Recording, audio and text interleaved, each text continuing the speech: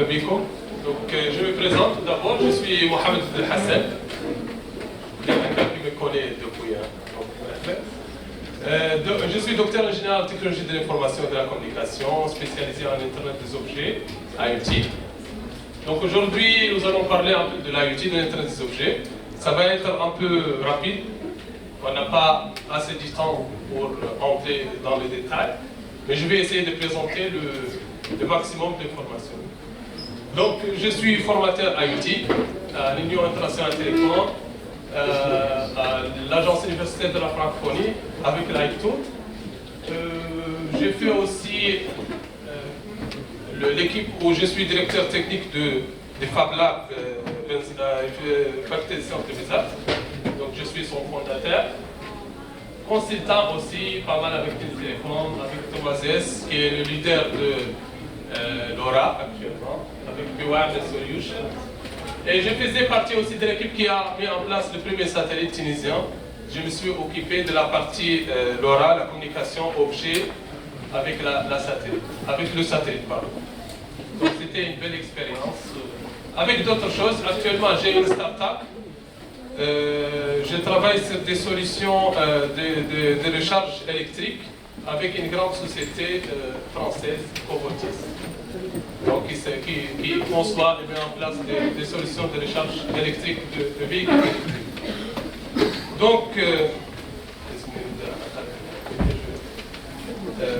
je commence par une petite introduction.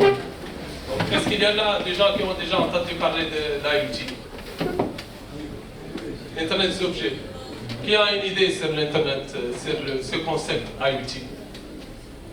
بليدين راهو مانيش باش نجيبو دينار راهو جست خافوش. Donc nous avons trois. نعاودو مرة أخرى. Qui a déjà une idée sur l'Internet des objets? كي نحيت لكم الفلوس هذه. Donc c'est bien. Donc peut-être dans un cadre académique ou professionnel. Est-ce que c'est académique? شكون قرأ académique. شكون يخدم IoT. Donc انتم تزوروا المطار. لا. Donc nous allons quand même parler un peu, introduire ça veut dire quoi Internet des objets, ça veut dire quoi IoT. Donc lorsqu'on regarde notre monde actuel, il est composé d'un très grand nombre d'objets. Tout d'abord nous allons définir ça veut dire quoi objet. Et tout ce que nous avons actuellement échange des informations à travers ce qu'on appelle Internet. Donc, lorsqu'on parle de l'Internet des objets, on parle de deux mots.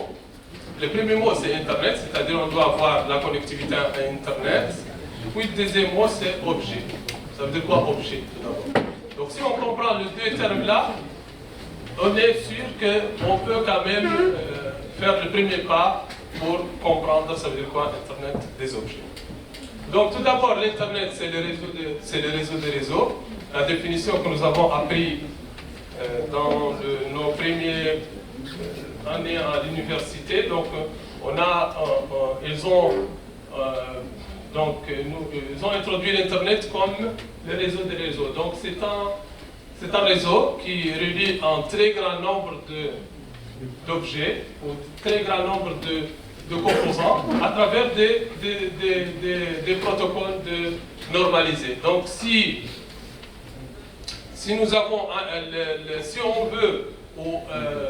on veut désigner le réseau Internet, on le désigne par un ensemble d'objets ou un ensemble d'équipements connectés qui utilisent une stack de protocoles normalisés. Et surtout l'IP. Donc si on parle de l'Internet, on parle de l'IP.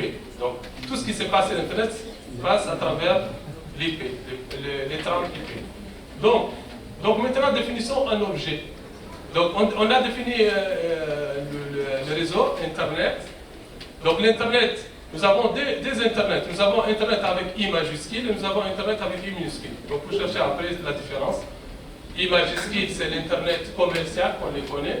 I minuscule, c'est la définition de l'Internet, c'est-à-dire c'est le réseau des réseaux, c'est l'interconnexion des réseaux. Okay? Donc le deuxième terme, c'est objet. Ça veut dire quoi un objet? Un objet, tout ce qui peut être identifié de manière unique, ça veut dire qu'il peut envoyer de l'information, il peut avoir un identifiant unique. Peut-être son adresse IP, peut-être non, parce qu'il y en a des objets qu'on ne peut pas les définir par une adresse IP. Vu la rareté des adresses IP. IPv4, on ne peut pas attribuer à chaque objet une adresse. Okay? Ce qui compte, c'est que cet objet doit avoir une identité unique. Après, il peut envoyer et recevoir des données en se connectant sur Internet. Donc il y a parfois, dans des cas, on n'a pas la possibilité de connecter les objets sur Internet. Ça devient autre chose. Ça devient machine to machine, ce qu'on appelle M2M. Par exemple, au sein de votre véhicule, vous avez les tableaux de bord, vous avez les capteurs de carburant, les capteurs de température. Ces objets-là échangent de l'information. Mais est-ce qu'ils sont connectés sur Internet? Est-ce qu'ils utilisent une connectivité IP? Non. Donc c'est les M2M. Okay? Mais si on ajoute de la connectivité Internet, ça devient Internet des objets. Okay? Donc pour faire rapide, donc nous avons des bâtiments, on peut citer des bâtiments, les smartphones. Votre objet le plus puissant, c'est votre téléphone mobile. Donc vous pouvez faire énormément de choses. La plupart du temps, les gens qui veulent s'introduire ou qui veulent commencer à travailler dans le monde de l'Internet des objets, ils disent non, je ne connais pas l'embarqué, je ne peux pas câbler, je ne connais pas l'électronique. Mais vous avez vraiment un objet qui est là, qui peut vous servir pour mettre en place tout ce que vous voulez. Par exemple, les gens qui travaillent en hiver, ils peuvent utiliser leur téléphone portable parce que ça embarque ce qu'on appelle accéléromètre, qui peut vraiment décrire le comportement de l'individu, il marche correctement, est-ce qu'il a des soucis, etc. Donc ça c'est intégré dans votre téléphone. Vous avez aussi énormément d'autres capteurs. Donc votre smartphone, vraiment, c'est un objet complet. Et vous allez voir pourquoi on dit objet complet. Donc le mariage entre les deux mondes, l'Internet et les objets, nous donne ce qu'on appelle Internet des objets. C'est aussi facile que ça. Donc l'objet, tout ce qu'il peut envoyer et recevoir des données en se connectant sur Internet. Et l'Internet, vous le connaissez, c'est le réseau des réseaux qui est basé sur l'IP. Donc la définition, nous avons pas mal de définitions. On peut commencer par la définition de l'Union internationale télécom, c'est dit blabla. Donc, c'est une infrastructure mondiale au service de la société de l'information permettant d'offrir des services évolués en interconnectant des objets. Patati, patata. C'est une définition qu'on doit réciter. Donc, nous avons l'I3E, qu'est-ce qu'il dit? Il était précis, l'Internet des objets, c'est un réseau d'éléments munis de capteurs qui sont connectés à Internet. Donc, parfois, nous avons des capteurs. Ce qui saute aux yeux, c'est-à-dire lorsqu'on parle des capteurs, on parle de composants électroniques, mais ce n'est pas toujours le cas. C'est-à-dire un capteur, tout ce qu'il peut nous donner une information par rapport à un phénomène bien déterminé. Si vous avez un programme informatique qui tourne sur un serveur, qui peut vous donner des informations, ça c'est un objet avec des capteurs parce qu'il donne des informations. Okay? Donc l'objectif des capteurs, c'est d'interagir avec l'environnement externe pour vous donner une information utile que vous pouvez exploiter par la suite. Donc c'est ça la définition des capteurs. Okay? Mais la plupart du temps, nous avons des soucis électroniques, donc le capteur doit être c'est un menu de composants électroniques, il doit interagir avec l'environnement externe via des composants électroniques. Voilà un changement. Par exemple, le capteur de température, donc il y a une substance, je ne suis pas connaisseur, mais il y a quelque chose qui change de comportement en fonction de la température. Donc lorsqu'on applique une tension sur ce truc-là, sa réponse change en fonction de la température. Donc, on peut lier ces changements avec la température. Donc lui, il ne sait pas est-ce que c'est la température ou non, mais nous, on lit le courant ou la réponse peut-être une tension et on relie ça à une température avec une calibration, etc. pour dire voici, nous sommes à 55 degrés ou nous sommes à 60 degrés, etc. Donc, nous avons aussi une autre définition qui est un peu détaillée. Donc ici, on parle d'un objet connecté peut être défini comme un équipement possédant les 7 attributs suivants. Donc, il doit avoir actionnaire et capteur. Donc les capteurs inverse c'est l'actionnaire. Donc comment on définit un capteur? On définit un capteur, donc c'est un composant électronique qui nous permet de traduire un phénomène dans l'environnement sous forme d'un signal électrique qui sera traité par un microcontrôleur. C'est ça le capteur. Donc l'actionnaire c'est l'inverse, donc c'est un composant peut-être électronique ou non, mais qui nous permet de traduire une onde électrique qui vient de microcontrôleur vers une action peut-être électrique, peut-être lumineuse, peut-être mécanique, etc. Okay? Une question pour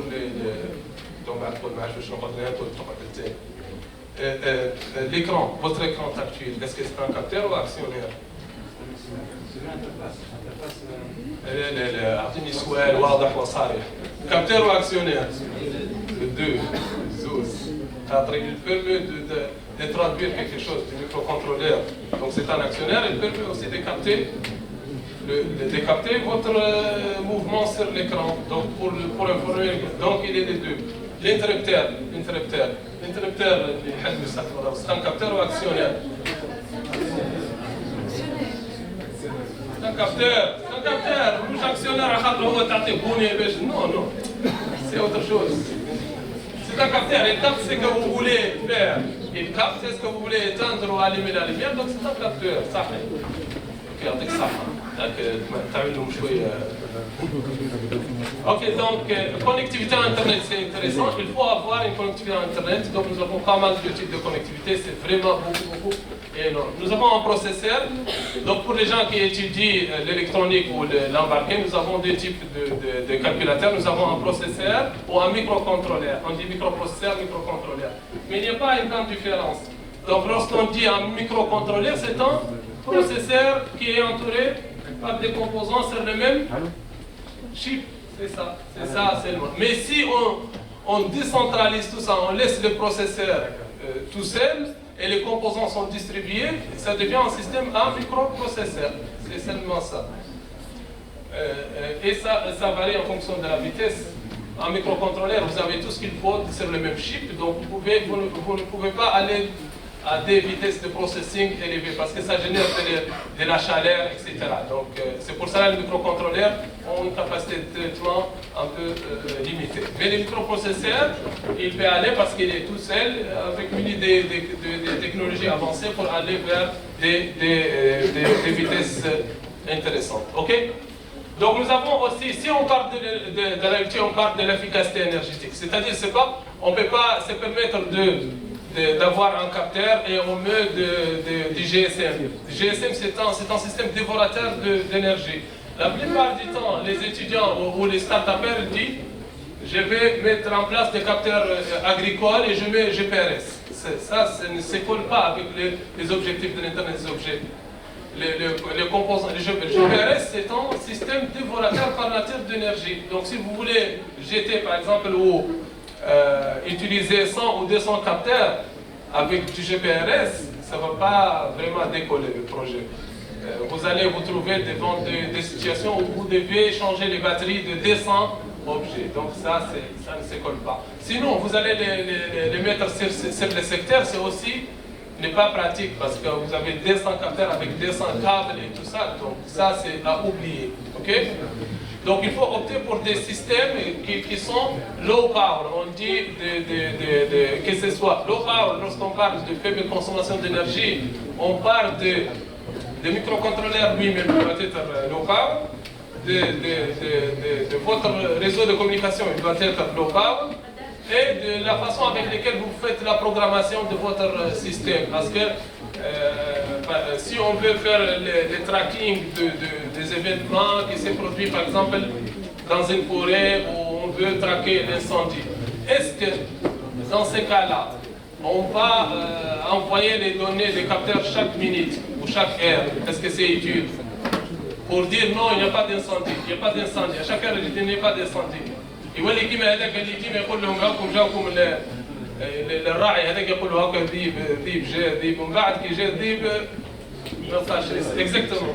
Donc ça doit être événementiel, c'est-à-dire ça doit répondre à un événement, on déclenche cet événement. C'est pas la peine d'envoyer l'information en continu. Et c'est ça le métier de l'ingénieur IoT. Il doit comprendre le phénomène, il doit proposer des solutions pour être dans ce qu'on appelle low power, low cost, low data rate, long range. Donc c'est ça le plus important dans l'Internet des objets. Nous avons aussi, pour optimiser, nous avons la fiabilité. Si vous allez balancer quelque chose qui va continuer à travailler 10 ans, ça doit être fiable vraiment. Ça doit donner le même résultat du premier jour jusqu'à du jour du numéro je ne sais pas combien. Okay? On ne peut pas se permettre d'avoir par exemple des valeurs capturées correctes la première semaine ou le premier mois. Après une année ou 2 ans, ça commence à fluctuer. Donc ça, c'est pas bien. Donc, ce problème déjà, il est c'est-à-dire il est très présenté. Donc, nous avons la sécurité des données. Donc, nous avons 2 types de sécurité en IoT.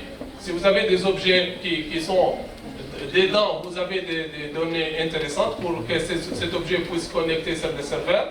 Quelqu'un vient récupérer l'objet, il rentre avec, donc il va dessouder tous les composants électroniques et il peut même parvenir à lire les données secrètes sur votre... Ça aussi, c'est une faille de sécurité pour les objets connectés.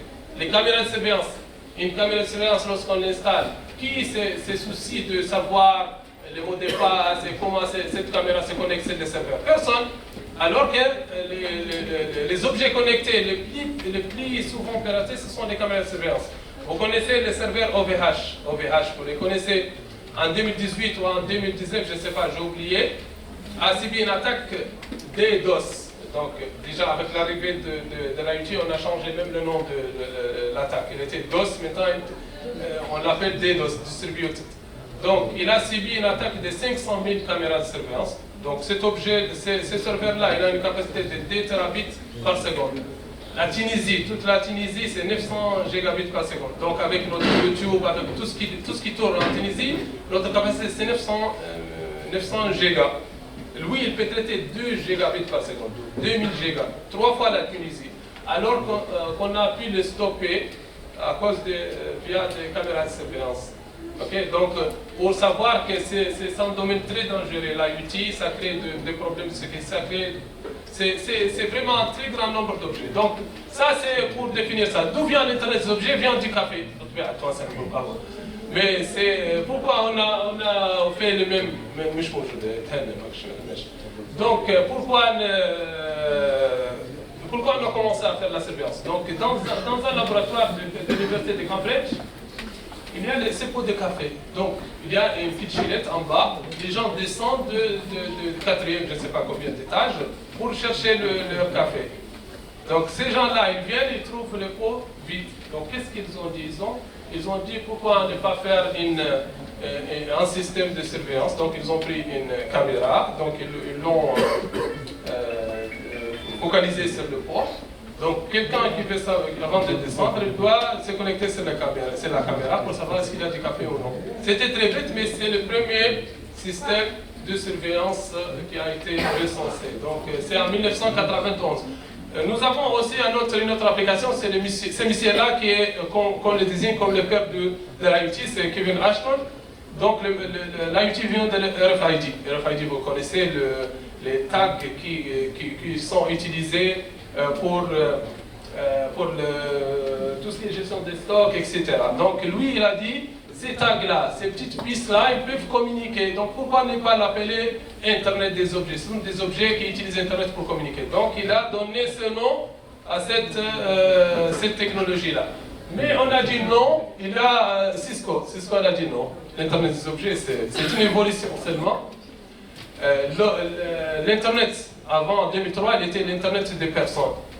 Mais à partir de 2008-2009, le nombre des objets ou le nombre d'utilisateurs sur Internet, si on comptabilise, les objets sont plus nombreux que les personnes. Donc, l'Internet est devenu Internet des objets par définition seulement. Les plus Internet des objets. Okay? Donc ça, c'est la troisième définition. Donc vous avez trois définitions. Donc donc pourquoi l'internet ماهيش حاجه جديده donc nous sommes arabes donc نكتب شويه بالعربيه. Donc pourquoi parce que surtout dernièrement ديما كنت نقول السلام عليكم je suis arabe. تعرفوا علاش. Donc en 1970 on parlait de M2M. Donc la CP1 c'était vraiment depuis 1990 on parle de ces machines connectées, donc c'est pas aussi nouveau. Donc on a vraiment commencé à utiliser la connectivité depuis. Donc ce pot de café il est là. Donc en 1991 c'est la photo تصويرة صحيحة بتاع البوت de café qui a déclenché c'est-à-dire cette quête de connectivité et de surveillance. Okay? Pour faire vite, ça c'est une évolution aussi à ne pas négliger. Donc aussi l'internet des objets vient de ce qu'on appelle l'évolution des plateformes. À l'époque on parlait de human to human, pré-internet. Déjà c'était bien pour nous les hommes. صحيح ولا لا واحد يخرج من الدار المراه ما عادش تحصل عليه. Donc c'était bien. Donc on a que des téléphones fixes, on n'a pas de ces WhatsApp, ces trucs connectés. On n'est plus connecté, donc je sors, je disparais dans la nature. Après on a la deuxième évolution internet de contenu pour faire vite. Troisième évolution internet des services. Quatrième évolution c'est actuel. On a commencé à dépasser, c'est l'internet of people, donc social media. Notre évolution actuelle, c'est les objets. Donc, on appelle des smart devices, smart objects. Okay? On est actuellement, on est dans cette évolution-là. Parce que tout ce qui circule sur Internet actuellement, ce sont des objets qui génèrent des données, qui échangent, etc. L'évolution, la prochaine évolution, je ne sais pas quoi. Peut-être Gilach, c'est sûr. Mais bientôt. Donc, les smart data. Je fais smart data. Donc, il y en a des entreprises, la plupart du temps. L'autre fois, je me suis inscrit sur un site pour acheter. Je me suis inscrit sur un site pour acheter un billet. Et il y a quelqu'un qui s'est connecté sur mon. Je ne sais pas d'où il a eu mon numéro WhatsApp, donc il m'a envoyé les billets sur WhatsApp. Moi je me suis connecté de l'autre côté, puis il m'envoie le billet sur WhatsApp. Parce qu'on est traqué, les données, ils décrivent vraiment notre comportement, ils décrivent tout ce que nous avons à faire. Peut-être qu'il y en a des gens qui sont vraiment mieux placés pour nous parler de ça, mais je vois que vraiment notre comportement est décrit par ces flux de données qu'on échange quotidiennement. Okay? Donc vraiment on les connaît. Il y en a même des avocats qui utilisent ces données pour proposer des offres de divorce. En France, c'est pas en Tunisie. En Tunisie on ne divorce pas. Donc, mais en France c'est bien parce que ça coûte énormément d'argent. Okay? L'évolution, le nombre, pour ceux qui veulent vraiment, donc d'ici 2025, on aura 75 milliards d'objets connectés. Donc ça aussi c'est intéressant. L'argent, c'est 11 000 milliards de dollars. Peut-être en Tunisie, on n'a pas ces chiffres-là, c'est beaucoup. Hein. Donc, mais c'est le marché de l'Internet des objets. Donc c'est bien pour les start-upers qui veulent vraiment se lancer dans ce monde-là. Donc il y a assez de place pour tout le monde. Okay? Donc pour faire vite, même les données ont changé aussi de structure avec l'arrivée des objets connectés, avec ces grands nombres. Donc on parle maintenant de milliards. Les bases de données actuelles sont saturées. Donc on a eu vraiment recours à des bases de données NoSQL, à des formats de données qu'on n'avait pas l'habitude à utiliser. Donc le big data, c'est le big data. Nous avons aussi une autre vision. On a inventé ou mis en place ce qu'on appelle Internet of Everything. Donc dans cet écosystème-là, nous avons l'Internet of Human, ce qu'on fait nous. Nous avons les données, les process, et nous avons l'Internet of Things. Donc l'Internet of Things, c'est l'échange des données entre les objets. Donc des objets qui communiquent, qui échangent des données. Donc seulement des objets. Mais dans ce aussi monde-là, nous avons des mondes. Nous avons l'industrial IoT, nous avons le consumer IoT. Donc pour l'industrial IoT, on ne peut pas tolérer à utiliser des capteurs ou des systèmes qui ne sont pas fiables.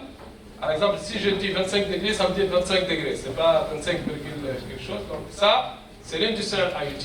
Nous avons la précision, nous avons tous. Et consumer IoT, tu peux aller à Monsterberg, tu achètes un gadget à Monsterberg et après tu reviens le lendemain. Donc c'est pas grave. Donc même si ton père, si vous dites c'est 25 degrés alors que c'est 28 degrés, il n'y a pas de souci, hein. Ça ne va pas s'éclater. Puis nous avons aussi, l'IoT nous a fait l'apparition aussi de ce qu'on appelle l'industrie 4.0, donc tout ce qui est système Cyber Physical Systems, donc les usines connectées, donc c'est bien. Et nous avons pas mal d'autres applications, donc pas mal d'autres applications comme les Smart Agriculture, donc les poubelles intelligentes.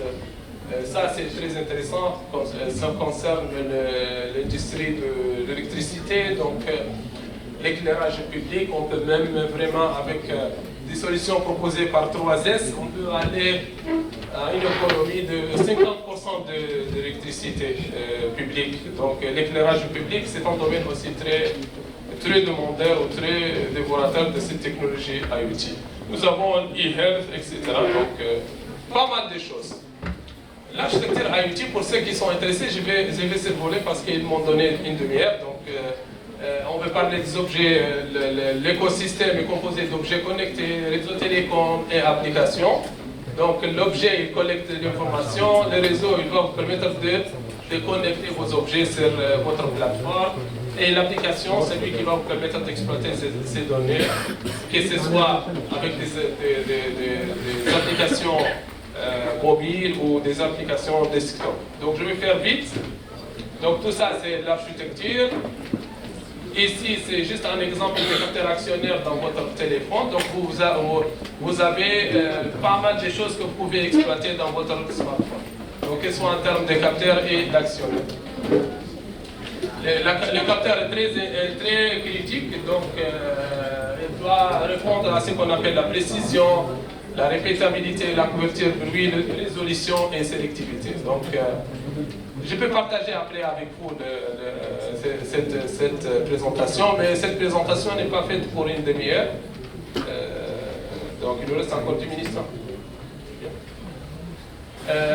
Puis nous avons ce qu'on appelle aussi l'évolution des objets. Donc l'objet, il était... En Internet, on parle des objets connectés, mais on parle aussi des objets intelligents. Donc lorsque l'objet a la capacité d'interagir avec l'environnement, de comprendre l'environnement à travers des capteurs et de faire une analyse de l'environnement. Il devient intelligent. Quand est-ce qu'il devient autonome? Lorsqu'il a la possibilité de prendre une décision. Par exemple, si vous avez une chambre froide et vous décentralisez la décision au niveau de l'objet, ça va vous faire économiser en termes de latence, en termes de sécurité, en termes de dépendance au cloud. Parfois, il y a une coupure d'Internet, la décision ne vient pas pour déclencher la climatisation, je ne sais pas, le système de refroidissement. Donc, on a intérêt à mettre la décision à côté de l'objet. Et ça, on l'appelle edge computing. Okay? Donc, on commence à parler du traitement. Donc, edge computing, fog computing ou cloud computing, ou même mist computing si le traitement se fait au niveau de l'objet lui-même. Donc pour faire vite, pas mal de processeurs ici, ce sont des composants qu'on pourra utiliser pour mettre en place des objets, soit Arduino, NodeMCI, ICOM, STM32. Pour la connectivité, on a aussi vraiment l'embarras des choix. Donc nous avons les réseaux longue portée, et c'est ça qui est recommandé pour l'Internet des objets. Donc on peut utiliser DG, 3G, 4G, ce n'est pas recommandé parce que ça bouffe énormément d'énergie. Le réseau de l'opérateur, il peut intégrer des patchs, par exemple qu'on appelle LTEM, Long Term Evolution Massive Machine Type Communication. Et nous avons aussi NB-IoT, donc Narrowband IoT, et nous avons un Enhanced Coverage GSM, donc aussi c'est la partie de l'opérateur. Parce que l'opérateur se trouve maintenant isolé. S'il ne fait pas évoluer son réseau pour supporter les objets, il va perdre beaucoup d'argent. Donc le 3GPP, Third Generation Partnership Project, a proposer des mises à jour pour supporter les objets. Donc nous avons non 3GPP, donc les plus utilisés. En Tunisie, nous avons deuxième réseau en Afrique, LoRa. Donc nous avons aussi Sigfox, etc. LoRa est déployé à 70% en Tunisie. Donc là où vous êtes, vous pouvez exploiter le réseau LoRa. Nous avons des entreprises qui utilisent ça, 3S ou Wireless aussi, Solutions. Sinon, on peut opter pour des réseaux à courte portée. Donc nous avons le réseau BAN, nous avons le réseau PAN et nous avons le réseau WAN. La plupart du temps, on utilise Wi-Fi, soit on utilise Bluetooth. Il y a une version Bluetooth low power, donc il faut penser à tout ce qui est low power, donc tout ce qui ne consomme pas d'énergie. Sinon, si on n'a pas tout ça, on est isolé, on peut opter pour des satellites LEO, Low Earth Orbit, comme les satellites Telnet, ou des satellites GEO si on a assez d'énergie. Okay. Donc, après, ça y est, il fait le وقت. Donc, c'est juste un exemple pour pousser, pour vous servir de ça, etc. Donc, on a juste une proposition. Les applications, on a parlé. Nous avons aussi des protocoles. Le protocole de connectivité, nous avons le protocole de transfert. Donc, ça dépend de ce que vous allez utiliser. Les plus recommandés, ce sont les protocoles messagerie comme MQTT. Donc, si vous aurez, donc vous avez LinkedIn, donc beaucoup de choses à dire. C'est pas pour une demi-heure. Donc ça, c'est une photo de l'internet, mais ce qui est marquant ici, c'est que les flèches sont dirigées vers la plateforme. Donc la plateforme ne peut pas communiquer avec les objets. Donc c'est l'objet lui-même qui va aller, par exemple, si vous avez une lampe à contrôler, vous n'allez pas envoyer une requête à la lampe, non, c'est la lampe qui va aller chercher. Donc d'où l'intérêt de bien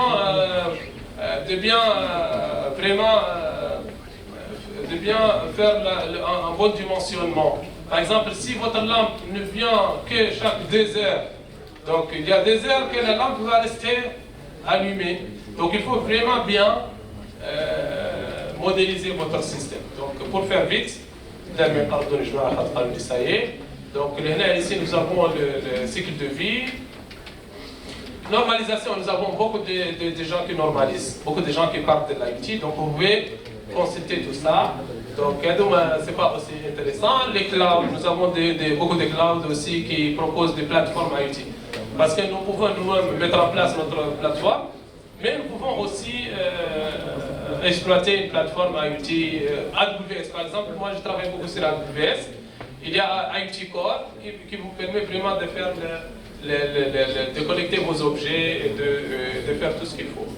Ok, nous avons aussi beaucoup de gens, c'est pas nous seulement, il y a plein de gens qui travaillent dans les domaines de l'IoT. Donc vous pouvez vraiment, il y a des plateformes même comme la plateforme M2M, vous pouvez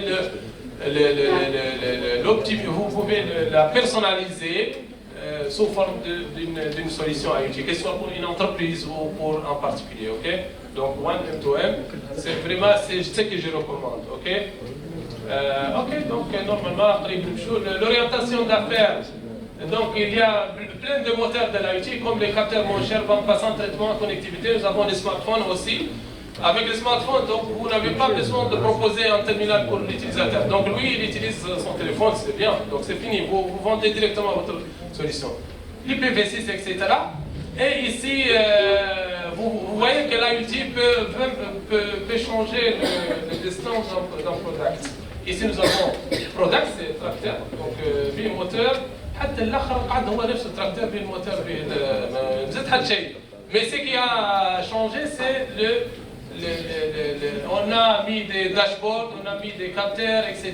Et ça va exploser son prix, le prix du tracteur. Mais le tracteur n'a pas changé. Vous voyez, vraiment, on redéfinit la limite pour les entreprises, soit une entreprise industrielle, donc en Tunisie, soit une entreprise industrielle qui fabrique les objets, c'est difficile parce qu'on ne peut pas concurrencer la Chine, soit vous êtes une entreprise qui loue les réseaux de communication, comme 3S par exemple, soit vous êtes un fournisseur de services, vous avez un cloud qui offre des services pour les gens. Mais ce que je recommande pour les start-upers, c'est l'intégration. Il ne faut pas être l'acteur principal. Vous allez perdre votre argent. Donc il faut utiliser des plateformes pour d'autres gens. Focalise-toi sur votre idée, développe votre idée, ou utiliser des briques qui sont là, fiables et qui sont déjà maîtrisées, et vous allez vraiment gagner beaucoup d'argent. Je ne sais pas si vous allez gagner beaucoup d'argent, mais vous allez quand même gagner. Merci pour votre attention.